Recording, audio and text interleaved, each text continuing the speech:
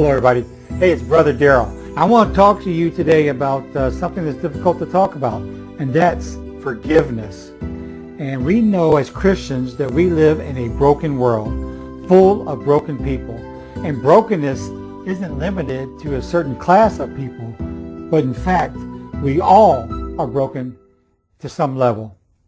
But how do we handle providing forgiveness when people have done things that are so egregious that it cuts us to our very core?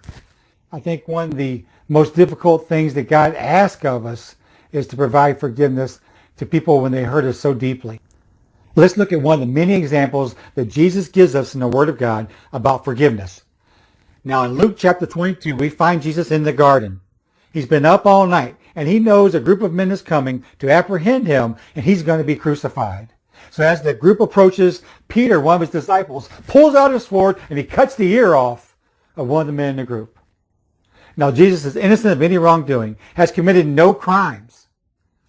And instead of retaliating, instead of getting back at him, he reaches out and he heals the man's ear. And as he does it, he says, "Stop, enough of this." You know, back in the 90s, this phrase began that said, "What would Jesus do?"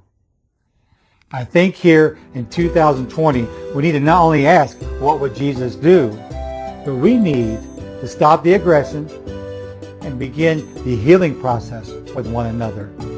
And we need to do what Jesus did. That's all for now. I'll see you on the next 2-minute message. God bless.